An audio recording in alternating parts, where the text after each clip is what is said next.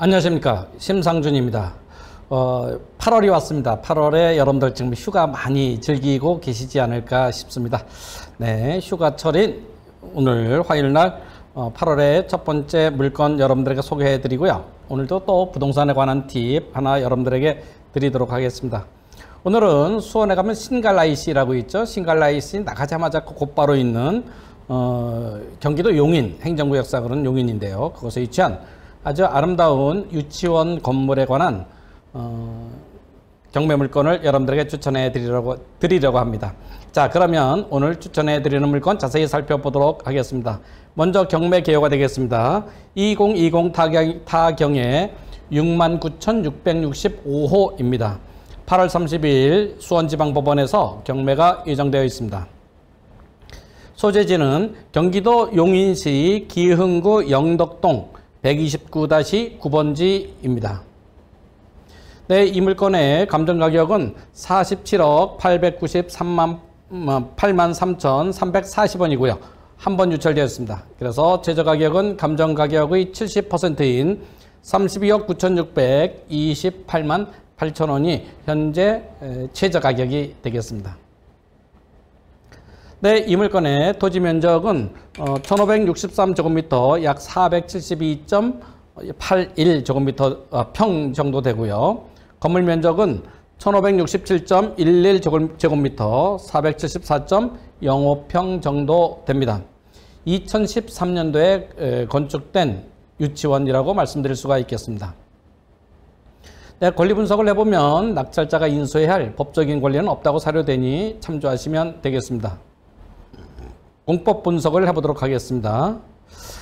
네, 지목은 대지구역, 지역은 자연녹지 지역입니다. 그리고 가축사육 제한구역, 상대보호구역 이렇게 되어 있습니다. 공시지가는 제곱미터당 128만 9천원으로 되어 있습니다. 네, 특별 조건은 특별한 사항은 없습니다. 제시의 건물 포함되어 있다. 이렇게 말씀드릴 수가 있겠습니다. 네, 오늘은 여러분들에게 부동산에 관한 팁을 하나 드리려고 제가 준비했는데요. 용도 변경에 관해서 말씀드리려고 합니다. 일반적으로 부동산 투자에서 핵심은 무엇이냐? 어떻게 하면 부동산 투자를 통해서 돈을 많이 버느냐? 이런 질문들은 항상 제가 받는 아주 가장 많고 가장 중요한 그런 질문이지 않을까 싶습니다. 그럴 땐 저는 항상 어떤 말씀을 기준을 드리냐면 항상 내가 부동산에 투자했을 때는 비포고 이제 매도했을 때는 애프터가 되겠죠. 이 비포와 애프터의 차이를 크게 하면 할수록 수익은 증가한다. 저는 이렇게 설명을 드립니다. 그런 비포와 애프터의 차이가 가장 극심하게 벌어지는 것이 어떤 것이 될까요? 아마도 재개발이 되지 않을까 싶습니다. 재개발일 때는 재개발하기 전에는 주택이 굉장히 이제 불량했었죠. 굉장히 안 좋은 상태였는데 재개발하고 나서는 어떻게 되나요? 아마도 가장 좋은 부동산으로 탈바꿈하는 거 아닙니까? 이렇게 재개발해서 이렇게 비포에서 애프터로 바뀌면 수익이 가장 많이 늘어나는 겁니다. 자, 경매에서는 그것을 할 수 있는 것이 무엇이 있느냐를 생각해 보면은 용도 변경이라고 할 수가 있겠습니다. 어떤 건물이 있으면 건물에서 다른 용도의 건물로 용도를 변경함으로 인하여 큰 수익을 올릴 수가 있다. 이렇게 말씀드릴 수가 있겠습니다. 따라서 이 용도 변경의 기본적인 원리에 관해서 여러분들에게 설명드리려고 합니다. 자, 용도 변경은 건축물에는 건축법 시행령 별표 1에 의하여 용도가 다 지정되어 있습니다. 예를 들면 단독주택도 있고 공동주택도 있고 공동주택은 또 다세대주택, 연립주택, 아파트, 기타 등등 굉장히 여러 가지 약 한 27, 8가지 정도의 용도가 다 되어 있습니다. 자, 이런 용도를 변경할 때는 어떻게 하느냐를 하면은 건축법에서는 그 용도를 갖다 이렇게 10개의 용도군으로 나뉘어 놨습니다. 그 밖의 시설군, 주거업무시설군, 근린생활시설군, 교육복지시설군, 영업시설군, 문화집회시설군, 전기통신시설군, 산업 등 시설군, 자동차 관련 시설군 이렇게 10가지로 나뉘어 놨습니다. 자, 만약에 근린생활시설군 이 상태에서 이렇게 또 바뀔 수도 있겠죠. 근린생활시설군에는 용도가 굉장히 많이 있습니다. 여러 가지 세부 용도가 많이 있습니다. 이럴 때는 기재사항 변경이라는 것만 하면 됩니다.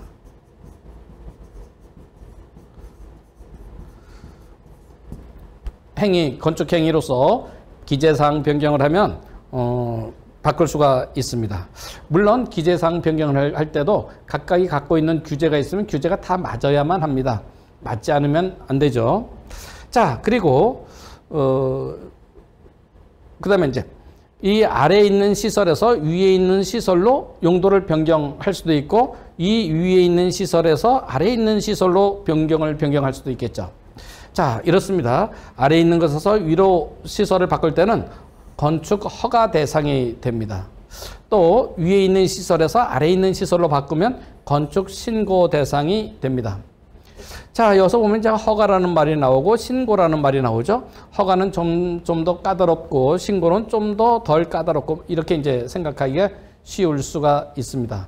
그러나 반드시 허가가 까다롭고 신고가 덜 까다롭고 무조건 되고 이런 것은 아닙니다. 자, 허가와 신고의 차이점은 무엇이냐 하면은, 이것은 건물을 신축할 때도 다 마찬가지입니다. 건축 허가를 받기 위해서는 반드시 누구냐라면 저 같은 건축사 있죠. 라이센스를 갖고 있는 건축사의 도장이 들어가야만 허가가 납니다. 서류에 물론 서류에는 도면도 포함되겠죠. 도면에 다 건축사의 날인이 인장이 날인되어야만 된다. 요즘 이제 인터넷으로 다 하거든요. 세움터라는 그 인터넷 사이트에서 다 진행하고 있는데, 거기에서는 도장 찍은 것을 어떻게 하느냐, 공인인증으로 합니다. 대체해서 지금 현재 하고 있고요. 대신에 이제 신고, 위에서 아래로 내려가는 거죠. 이 신고 대상은 그렇지 않습니다. 이때는 건축사의 도장을 필요로 하지 않는다, 이렇게 말씀드릴 수가 있습니다. 물론 건축물 대장에 현황 들어가 있는데 거기에는 또 일부분 찍으라고 하는 것이 있을 수도 있다, 이렇게 말씀을 드리겠습니다. 자, 여기서 봤을 때 예를 들면 이렇습니다. 주거 업무 시설군과 근린생활 시설군이 있습니다. 주거 업무 시설군은 업무 시설이 포함되어 있습니다. 업무 시설. 근린생활 시설은 근린생활 시설이겠죠? 예, 포함되어 있습니다. 그러면 근린생활 시설에서 업무 시설로 이루어지는 용도 변경이 있을 수도 있겠죠. 그러면 이것은 무조건 되느냐? 절대 그렇지 않습니다. 그렇지 않고요. 주거시설군이었다가 업무시설군으로 되었을 때도 업무시설에 관한 여러 가지 건축 규제들이 있습니다. 그 규제가 다 맞아야만 됩니다. 예를 들면 가장 큰 걸림돌 중에 하나가, 가장 큰 규정 중에 하나가 주차장 설치 규정입니다. 주차장 설치 규정이 서울의 경우에, 이건 지자체별로 다 틀린데요. 서울의 경우에 근린생활시설은 134제곱미터당 한 대를 설치해야만 되어 있습니다. 그러나 여기 있던 업무시설은 100제곱미터당 한 대를 설치해야만 합니다. 따라서 업무시설은 오피스텔은 아니죠. 사무소 같은 업무시설로 된 것이 있습니다.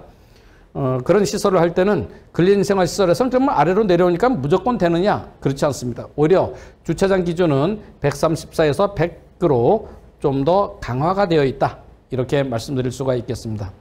여기서 착각하고 싶은 것이 올라갈 때는 안 되고 내려오기는 쉽고, 그건 아니다, 그런 겁니다. 그런 것을 여러분들이 잘 알아두시면 좋지 않을까 싶습니다. 오늘 제가 추천드리는 물건은 현재 유치원으로 되어 있죠. 그죠? 근데 이런 건물들도 얼마든지 용도 변경이 가능합니다. 물론 지역에 따라서 용도 변경이 가능한 용도가 있고 가능하지 않은 용도가 있을 수도 있겠죠. 그것은 각각의 전문가들과, 만약에 여러분들이 전문가가 아니시라면 전문가들과 상의하셔야만 합니다. 어쩔 수 없습니다. 상의하시고, 기타 등등 건축물에는 규제가 너무나 많기 때문에 어떤 규제가 어떻게 걸릴지도 모릅니다. 요즘 특히나 강조되고 있는 것은 저희 이제 경험상 구조 안전에 관해서 굉장히 많이 인허가 관청에서 신경 쓰고 있습니다. 따라서 구조 안전에 관한 것도 각별하게 확인해서 용도 변경을 신청하셔야만 용도 변경 허가가 가능하다, 이렇게 말씀을 드립니다. 오늘 유치원 이것도 용도 변경을 하면 전혀 다른 용도로 얼마든지 사용할 수 있는, 그러니까 한 가지 이건 난 유치원을 운영하지 않으니까 이것은 필요 없겠다 이런 생각만 할 필요는 없다는 의미에서 또 말씀을 드리는 겁니다. 여러 가지 용도 변경은 아무튼 하위 용도에서 상위 용도로 올라갈 때는 허가, 상위 용도에서 하위 용도로 내려올 때는 신고다. 그리고 같은 용도에서 왔다 갔다 할 때는 기재사항 변경 신고입니다. 신청을 하면 바꿔준다. 이렇게 말씀드릴 수 있습니다. 중요한 것은 각각은 다 완벽하게 법에 맞아야만 된다. 이렇게 말씀드릴 수가 있겠습니다. 오늘은 여러분들에게 용도 변경에 관해서 말씀을 드렸습니다. 네, 그러면 위치를 분석해 보도록 하겠습니다. 위치를 살펴보도록 하겠습니다. 네, 이곳이 경부고속도로가 되겠고요. 이곳이 수원 신갈 IC라고 할 수가 있겠습니다. 영동고속도로는 이렇게 지나가겠죠. 영동고속도로가 됩니다. 바로 이곳이 이제 영통지구라고 할 수 있고, 바로 이곳에 위치해 있습니다. 바로 위에는 태광 CC가 있고, 이것이 이제 광교겠죠. 원천호수, 신대호수 이렇게 되어 있습니다. 신갈 IC 나가자마자 곧바로 있는 어린이집 또 유치원이라고 말씀드릴 수가 있겠습니다. 자, 그러면 조금 더 자세히 살펴보도록 하겠습니다. 제가 환경을 좀 바꿨더니 좀 그렇죠? 자, 바로 이곳이 되겠습니다. 옆에는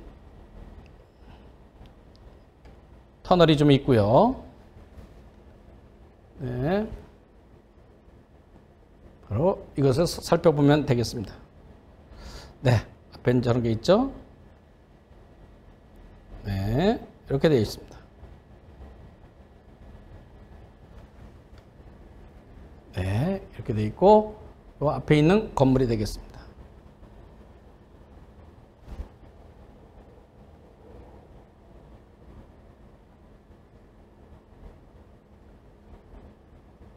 이렇게 되어 있죠. 길 옆으로 조금 더 나가야만 보일 수 있을 것 같습니다. 도로에서는 지금 이런 숲등이 있어서 잘 안 보입니다. 네, 바로 이 건물이 되겠습니다.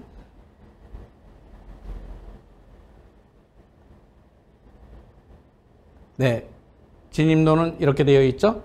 아주 뭐 어린이집답게 유치원답게 원색으로 이루어진 건물이라고 할 수가 있겠죠. 네, 이렇게 되어 있습니다. 네, 아주 예쁘게 지어진 어린이집, 유치원이라고 말씀드릴 수가 있겠습니다. 이렇게 되어 있죠. 네.